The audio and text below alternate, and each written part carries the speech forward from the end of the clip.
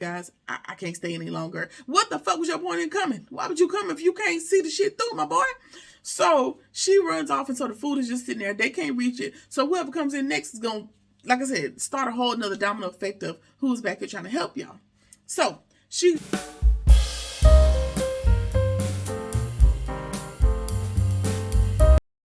Hey y'all, hey, we are back for another review of Tyler Perry's Ruthless.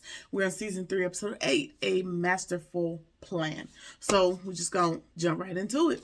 So last episode, Lynn was dragged in, highly sedated, highly drugged up, and so the heist is using her as a pawn to kind of get Brian to tell who the other FBI agent is that's been implanted into the community, or whatever you want to call it. So we're back into episode 8, and so Brian claims he now wants to cooperate now that he sees that the heist has Lynn, and they may kill her if he doesn't tell them what they want to know. So the heist realizes, like, wait a minute, let me find out you love Lynn. Like, she came here with Malcolm. It's a whole lot going on, and you still defending this girl to the death of it. So he realizes, so the heist is, he's batshit crazy. Not gonna deny that, but it's also very perceptive, kind of, sort of. Anyway, so he realizes that Brian is he loves Lynn, so he's trying to protect her, even though she's not actually an agent. So he's trying to do everything he can to keep her from being killed.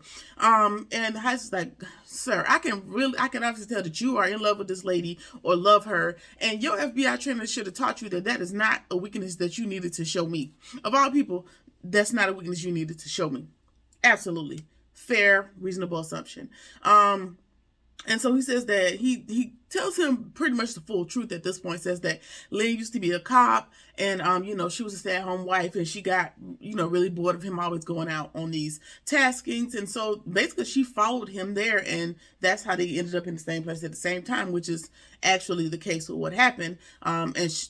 Lynn also has which wasn't mentioned, Lynn also has a prior drug addiction from what I understand from prior seasons. So it was very easy for her to fall back into the cycle of addiction. So yeah, she followed him there, and she just got hooked on the drugs by way of following Brian to see, participating in his investigation because she's bored and had nothing else better to do, pretty much. So, he lets her know, like, yeah, she used to be a cop, but she's not. She just followed me here, and this is how we got here. So Heist claimed, to know that he has a third eye. He can see, and he can tell when people are lying to him because of his gift, child. And he tells Brian that if you really want me to believe that you're not lying, you need to kill her. So I'm going to go away and come back, and when I get back, I need you to kill her to show to me that, you're telling me the truth. Mr. Heist, sir, why do people have to keep killing people in order to prove their loyalty to you? And what makes you so goddamn important is what I would be the question for me, but I don't know. When you're being tortured, maybe not. I don't know about that. So, he also tells them, love is dangerous, in Brian's line of work, which is absolutely true in this case. And, he tells the Heist, that the Heist tells him that he's weak and whatever. So he's still speaking out of love, still trying to take up for Lynn, trying to keep her from being killed. And the Heist says, if you were a smart man, as I said last episode, if you was a smart man, I'd have said, yeah, Lynn is an agent. She'd have took the fall. She'd have got her ass killed, and I'd have been on my merry little way. Now, realistically speaking, once you tell the Heist that Lynn is an agent, you're probably not going to be free as well, but you would also be able to take her down with you by way of her, being a drug addict and sleeping around and being all these other things, how horrible she's been to you. Fair. So the Heist was like, if you really didn't love her, you would really set her up as an agent and go ahead and off her so the Heist tells him, my proposal, I would have killed her. If it was me, I'd have said, yeah, she's an agent, and I'd have knocked her ass off in hopes that I could get away. Reasonable assumption, but Brian, he not gonna do it like that. And so the Heist moves on. He's like, okay, so what about Malcolm? He's like, Malcolm? So then he continues to show freaking emotion in this torturous environment. Like, no, there's no way she's here with Malcolm. You're not telling the truth. How? That's not possible. And so Brian's kind of getting mad, and the Heist is playing off of that emotion. Like, yeah, basically like, yeah, that's gonna get you pissed off enough to make you kill this lady, but it's not doing the job. Brian claims he didn't know that she was having an affair, and he's also making eye contact with Andrew at the same time, like, did you know this shit? And so he's still begging for help during this whole discussion, like looking at Andrew like, nigga, help me. And Andrew's like, I'm not breaking character. It's just you crazy.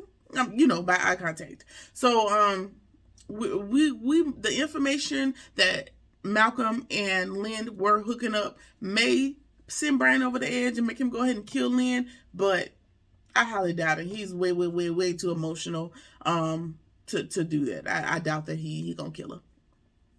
Moving right along. So after they leave the punishment trailer, the highest claims he already knows the truth, and that he thinks Brian's still lying, blah, blah, blah. Who the hell are you? Nobody cares. I mean, they care, but in this situation, I don't care. Okay, so Daikon claims that him and Andrew are standing there still talking, and he tells Andrew, I could never be that stupid for a woman, much like yourself, Andrew. And kind of commends him, but then cuts him down right after by saying, just like you were in the same situation and you killed your wife. And Daikon is back to being suspicious of Andrew because there's little to no information that proves that he actually killed his wife, other than Andrew's word of mouth and this picture that they set up of Andrew that Andrew brought back as proof that he killed his wife, right? Reasonable. Daikon, about damn crazy himself, but also intuitive. He knows, like, okay, Andrew, it's a whole lot of FBI people showing up at the camp. You were ex-military, ex-FBI, whatever affiliation you have with the government. So it's getting a little sticky, right? Which is a reasonable suspicion at the end of the episode, but we're gonna keep going, right? So Daikon is very suspicious, and he realizes that Brian keeps looking at Andrew every time he's begging for help. So in the previous conversations with Daikon and the highest, Brian is like, help me, please help me. But as he's asking, the eye contact is for Andrew, and Daikon picked up on that. And Andrew's like, nah, man, I'm tired of having to prove myself. He's just begging for help. I just happen to be the person he's looking at. And so Daikon tells him, yeah, okay, and he's like, if we already, his fingers have already been cut off, 2 of them, 3 of them, however many. And if that's the case, he would have already told you guys who I was if I was somebody other than just Andrew. I told you I'm here for the cause. I'm balls to the wall with it. So just stop sizing me up, bro. I told you I'm good. And Daikon is like, yeah, okay. I hear you. You say you're all right, but I just want you to know that this is only the first level of torture that the heist is going to put on Brian. So when he dials that pain up another notch of 12, he going to really start telling what's really going on. Red flag. Because if chopping my damn fingers off, drugging my wife up, and giving me an ultimatum to kill her is only level 1, what in the fuck is higher than 1? Because you might as, like, other than killing her in front of me or massacring a whole bunch of people in front of me, what's higher than that? What's higher than number 1? I'm just saying, like, what if chopping this man's finger off was not torturous enough to make him speak? I don't really know what else this man got up his sleeve other than chopping off toes, pulling out intestines. I don't really know what could be more painful, but I guess we'll find out eventually. But that threw me off because shit, if chopping off his fingers wasn't torturous enough, I hate to see what else this damn sadist got up his sleeve, but I'm gonna be here for the ride. All right, so the soldier Manny, he's talking to the elder. He comes running up to Hayes and tells him, hey, the sheriff is at the gate. What do we need to do? Do we need to sound alarm? Like, what are we doing? And the Hayes, he was expecting the sheriff, so he says, it's all right. Just chill him, mama. Let him in. Send him to me when he gets here. Nothing to be alarmed about. Just do what I ask you to do. And then the Hayes tells him, I heard you've been doing a good job for Daikon. You're becoming his right hand man. It's time for you to be cleansed, aka rape, sir. Really, that's really his way of cleaning you or enlightening you or breaking you down to make you stuck in the mindset of being in that cult ultimately. So which in this instance only, not across the board, in this instance, when it comes to Manny and his rapey ass, it's about time he got fucked, so he can understand what he's been doing to he in my perception, he's been raping girls in this camp taking advantage of his little bit of power, much like the highest. So it's time for you to get fucked like you've been fucking these other people. So go get cleans, baby. Go ahead and get what you need to get to be inducted. Well earned. Stupid ass. All right, so the highest, shoots him off or whatever. Now he sees Joanne and he asks her, is the plan in motion? She was like, yeah, we have meetings with the bank in the next couple of days. But the banks want to see you in person because they put this under some shell companies. And so he needs to go to the banks to be seen in person. And they need an officer for whatever fake companies that they've created in order to move take out that $3 million that they're using to escape that they stole from the cartel, right?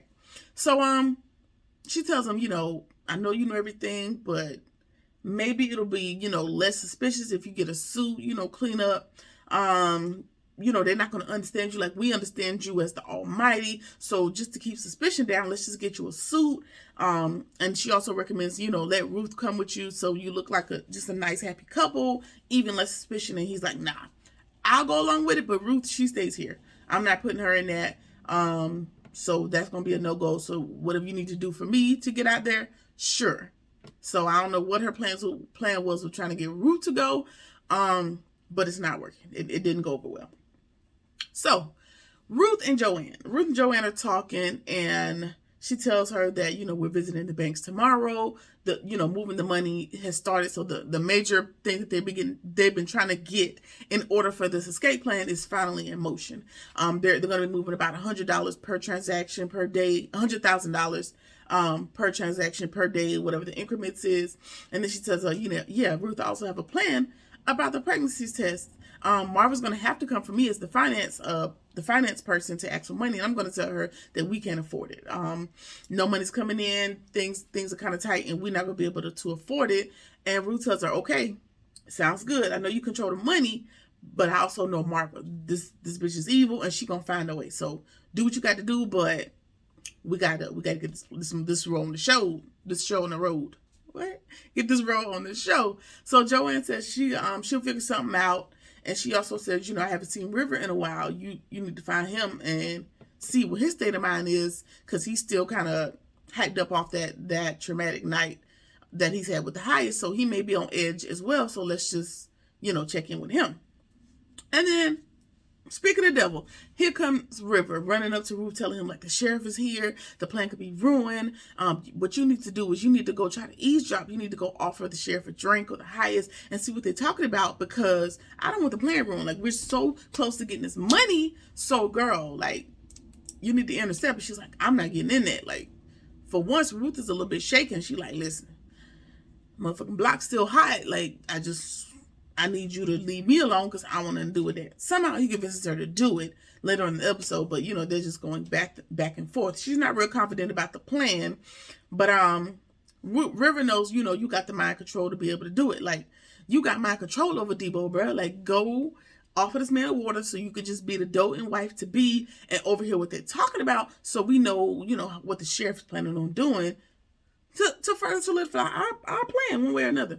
So He brings up, hey, once we get this money, you can go ahead and get your daughter. And that's the hot button for her, because we know that you really don't give a damn about her getting her daughter. You just need this money. And so she's like, don't bring my child up. Cut that shit out. I'll see what I can do, but keep it cute. Stop fucking playing with me. Pretty much was the gist of that section, right? All right, so the sheriff is at the front gate. And he's just uber pissed. He has so much trouble that's come out of this camp. He don't want no parts. They've been compensating him by sending girls to him, to have sex with, and he's just all sexed out. He don't want nothing else to do with that either. Now he wants money. He wants more money than they've been paying him in bribery. Right? So he tells them, the banks called me and told me you're going to 2 banks tomorrow to start moving some money. And so the highest is like, no. He's like, nah, don't bullshit me. Like, that's what you're doing, and I want to cut. And he threatens, he was like, if you don't give me what I want, I'm going to call the feds, and I'm going to just let them take this shit out of here. And so he asked for $1 million. Like, yeah, I'm going to need $1 million. And then once I get my $1 million, I'll tell you, what I want continually after that. So that tells me you're going to also get your head chopped off, because after $1 million, what more do you want? What more do you want from me, Sheriff? The hell? So, tells him also, don't think about running, which was his plan for the $3 million. Hell, if you're going to take a third of it, that puts a monkey wrench in the plan, but it's still doable. Tells him, don't think about running. It's getting too ugly and too messy. So whatever your plan is, and also that girl you sent, Melinda, to spy on my deputy, she's gone, and we can't find him either. He not responding. Sheriff Mayberry is dead as the doorknob. So y'all can stop looking for him. Just go by the house. If he been missing all this time for whatever the extended period of time, he's dead at home. Go by the house. Is everybody dumb? Like, don't nobody know how to police or be agents?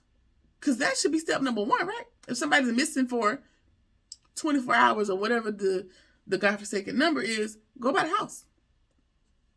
Duh.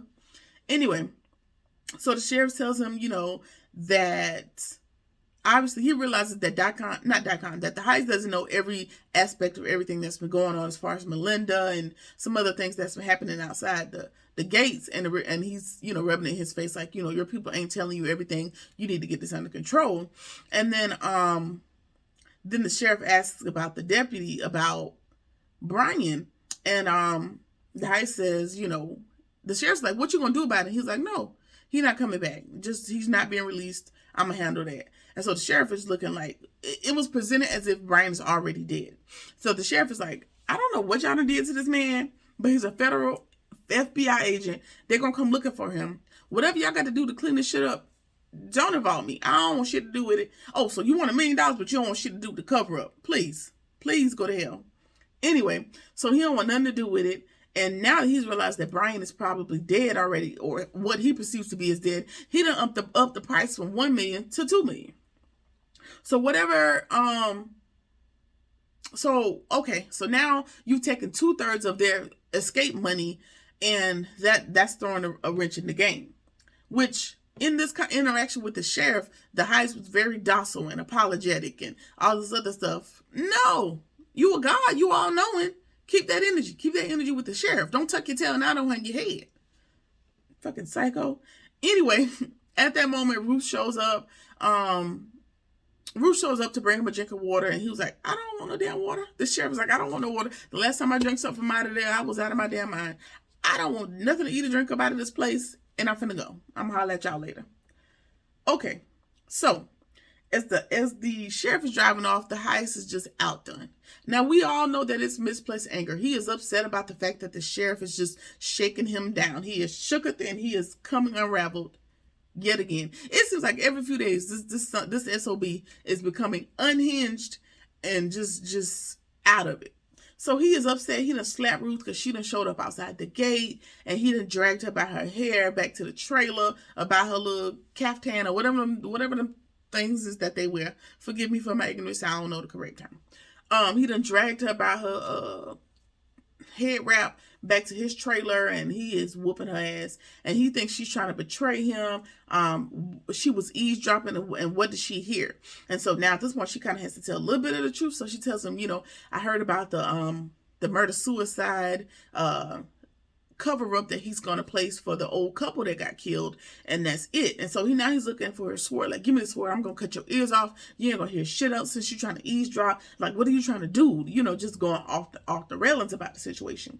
And so she's trying to calm him down, and like the bad bitch she is, she talks it down, and she hands it to him, and she was like, I failed you, I'm so sorry, I was just trying to fulfill my wifely duties, and, no more, no less. If I have offended you or disappointed you, just cut him off. Here's him the sword, just cut him off. That's a bold goddamn move. Ruth, you bolder than me, baby. I wouldn't give you no goddamn sword, and I know I done seen you cut Daikon from here to there, but reverse psychology, I guess, I don't know. I ain't gonna ever be that damn brave to give him the sword, because he could very well chop your goddamn head off. But okay, girl. So she says him a story about her upcoming role, and that in the outside world, wives serve the guests, and so that's what she was fulfilling. They don't have specific roles for her as his wife yet, because this is his first time taking a wife, so she don't know what to expect. She's just a dumb old bride. She don't know what she's doing. He's all knowing. She's sorry. blah, blah, blah, blah, blah.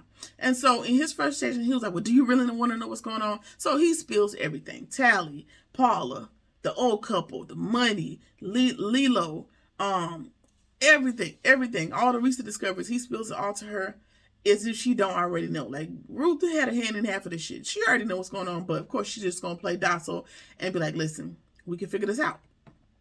We can figure this out. We can figure this out. It's okay. You're a brilliant leader. I don't know. I don't have the capacity to come up with a plan to fix all this, but this is you. This is your downloads coming into my mind. And in my mind, you've already figured out a way. Of course, it's Ruth's plan. She's just planning it into his dumbass mind as she does. And she tells him, if we meditate, it'll come to you. But the story is, that the agents killed each other. So Brian and Malcolm probably killed each other over land. So that's a good enough cover up to help, once you kill them. And that the old couple has land. If you can get control of that land, we'll have more real estate here for our people. And then the $1 million, the $3 million that was taken from the cartel, we're going to say Lilo ran off with the money, which is why he can't be found. So, just kind of placing the blame other places than taking the heat off of the highest. So he, they lie down together and she transmits the messages by thoughts to him. And as they're sitting there meditating, child, she just rolling her eyes like, you're just as dumb as a doorknob if you think that that's how this is going to work. But she gives him the way out, and so we're going to go from there. So Marva, she runs into Joan, and she is just smiling and, just reveling in the fact that Ruth done got dragged by her hair by the highest. So she asks, Joan, isn't it a marvelous day? How you doing? Exchanging niceties, the blue eye, nobody cares, right? So she asks for some money to get some things from the market, and Jones tells her, we can get some of the stuff, but we can't get it all. And ever since Lilo has died, like the money ain't money and like it's supposed to be. So Marva, she wants to go to the highest, and Joan says, he's gonna be mad because he don't like talking about stuff like finances. So if that's a risk you want to take, that's your business. But we don't have the money to get everything on this list, so you have to choose between these pregnancy tests or these prescriptions. And we know that these prescriptions are what keeps the highest level-headed when Marva drugs him up. So you got a pimp decision to make. Do you want to try to take Ruth down, or do you want to keep the highest calm? What do you want to do? Right? So she has to choose between, and she insists, like, okay, I don't have to get all of them, but you need to get one. I don't care about none of that shit you're talking about. As long as one of them pregnancy tests end up back here, I'm all right. Anything outside of that, I'll do with the highest on myself. I don't know why Marva thinks she got so much power, but she thinks she could be able to go to the highest and make these sort of demands. So, yeah. So, Joan is like, okay, yeah, sure. I'll get one of them. We'll see what I can do. Okay, girl, whatever. Okay. So River is talking to Zane, and he knows that something is wrong, and he wants to help. Yeah, he wants to help. And she says, how can you help me when you can't help yourself? Like, you can't keep the highest off your ass, so it's not really much you can do for me. And so he claims, he knows that, but he has the ear of the highest, and he can help her out of whatever the situation is. I think River is under the assumption that something is bothering her to the fact that she's not going to be a key player in the escape plan. That's really only River's highest concern as it relates to Zane. He don't really care about her in no other instance. And so she finally tells him, like, if you really want to know, it's Manny. It's really killing you that you don't know, so here's the information. Manny, he's been raping me, and then he told me about him killing, putting Melinda in the box and stabbing her in the head, and he's been raping her ever since. So she knows that Manny's close to Daikon, so he can just deny everything and she can end up punished. So she's just gonna ride the shit out and just do what needs to be done, get through the situation, and keep her head low until time to get the hell up out of Dodge. And Rivers, claims he'll stop it. He can put a stop to it. And she was like, listen, I ain't got the confidence that you can do it. Just let the shit ride. And so River assures her, like, I'm gonna take care of it. You're not gonna get in trouble. I got this. So I don't know if River's just fed up with the BS going on in the camp, or if he's just trying to keep her as an ally by taking care of this problem for her, which is probably more in line with who River is. But we'll see. We'll see what he does. Which the opportunity may present itself soon, and I'll tell you why. So Marva wants to talk to Zane after River has walked away, and she asks, have you ever stolen anything before? And she was like, no, not since being enlightened by the raccoon, blah, blah, blah, blah, blah, but yes, I have a time or two before. So Marva, her wheels are spinning like, okay, we ain't got the budget for the pregnancy test, I'm gonna get them one way or another. So she says, if I send you to the store to get something, can you acquire them without money? Okay, girl, you want her to steal them, that's all you got to say, right? So she was like, yeah, I can get what you need from me. And she was like, oh yeah, you'll be a valuable asset to the Raku, blah blah blah, sell these dreams. And so now Zane, is just playing into the Marva scheme on this end, and she's on standby until other mother will make use of her. Okay, so Oliver and Lacey. This particular segment is getting on my nerves. It's getting on my nerves. I'm gonna tell you why it's getting on my nerves. Because they are sitting there and they are replaying their whole relationship. They are replaying who didn't do what, who failed at what didn't happen, And in this particular instance, at this time, it don't fucking matter. Y'all are sitting here awaiting death. So replaying the situation ain't gonna change it. It ain't no way to fix it in the future, because it probably ain't no future, because you're probably about to die. Now, I also preface that with saying Oliver and Lacey are not dead yet. Now, the other deserters that the heist caught up with, he executed immediately. So I don't know if there's too much other shit going on in the camp right now, which is possible. You got FBI agents, you got Plants, you got the sheriff, and you got a lot of things going on right now. So executing these two escapees ain't at the top of your list of things to do.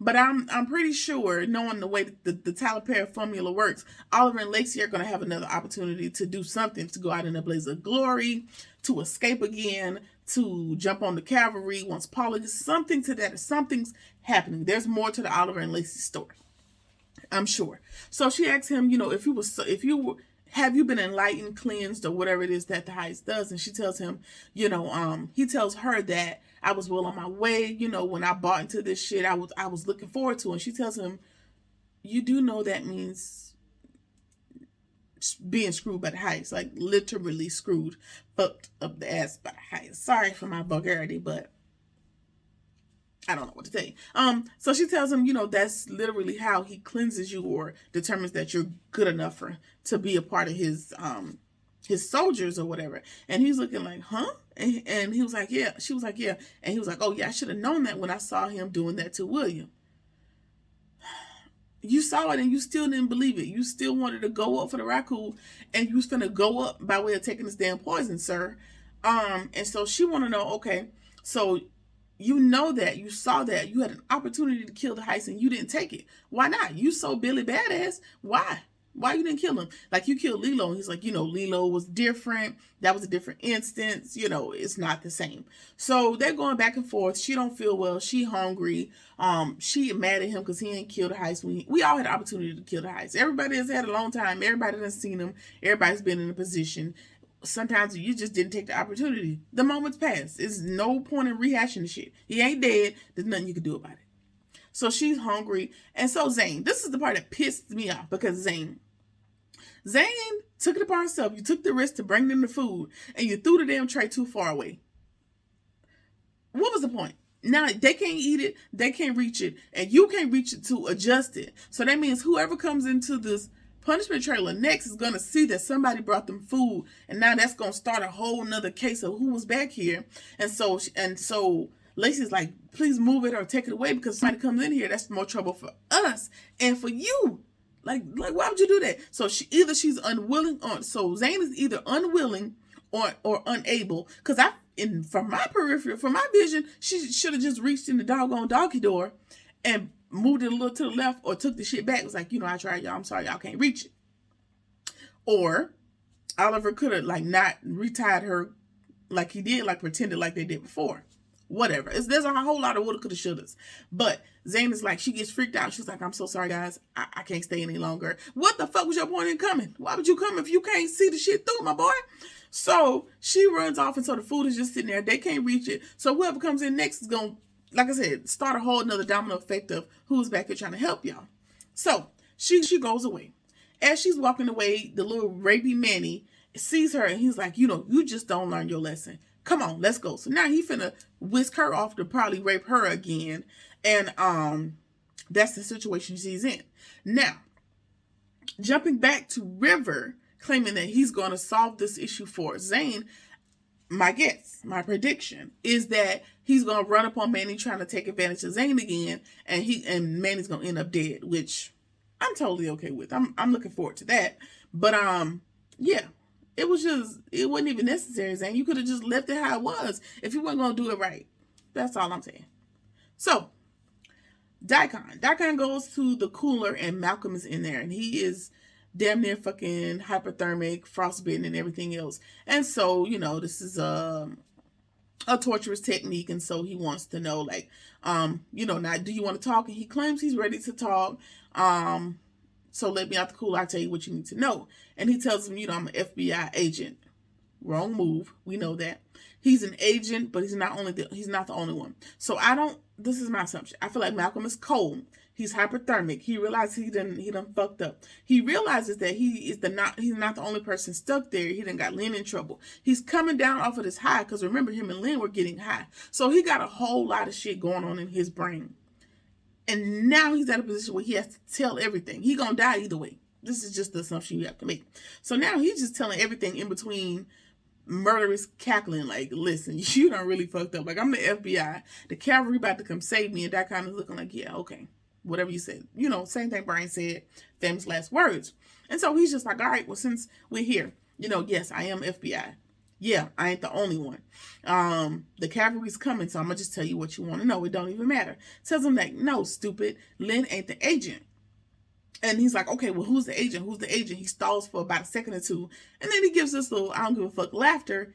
And Malcolm tells Daikon that Andrew is the other FBI agent. He's laughing like, you idiot. You trusted Andrew so much that he is your right-hand man and he is an FBI agent. You pushed down all your thoughts of assuming that Andrew was an FBI agent. You knew it. You had an inkling. You didn't trust yourself. And now Andrew has been confirmed as an FBI agent by Malcolm's old snitching ass. And in my heart of hearts, I believe that Malcolm went there to do that. He knows that's where Andrew was. He was a part of the assignment. He knew that's where Andrew was. Andrew didn't check in. You knew that Andrew may or may not be rogue. You knew all this shit going into there. And you dimed this man out. Now, FBI training number 1. I ain't never been nobody's FBI agent. But my assumption is, training number 1. You don't dime out nobody. You don't dime out a colleague. You go, if you die, you just damn die with the information. You dimed Andrew out, and I think you meant it wholeheartedly, even if it cost you your damn life. And it did.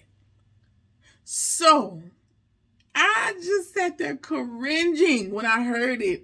Malcolm snitched out Andrew because Andrew has, I don't know if he's been playing a really, really, really good game or if he sold out to the record like he is. But either way, after this point, he is screw. It ain't no turning back. It's no turning back. So I'm sure episode 9 about to really, really, really turn up. So yeah, so Andrew has been found out or further confirmed by Malcolm. Brian is trying to save Lynn, even though they all probably gonna die. At this point, the FBI need to come in and shut this shit down because there's a lot of people that's about to die immediately. We got Lynn, we got Brian, we got Malcolm, we got Andrew, we got we got Oliver, we got Lacey, we got River, if you don't be careful. Like, there's a lot of people that can get their head decapitated if the FBI don't hurry up and come shut this shit down. So I don't know how they're gonna wrap this episode up in a nice little bow. But we gonna stay tuned. So yeah, Malcolm done snitched us out, and that's it. Drop your comments, your predictions in the comments below, whatever you feel like doing. Like, comment, share, whatever it is that you feel like doing, and I will see y'all in the next one. Peace.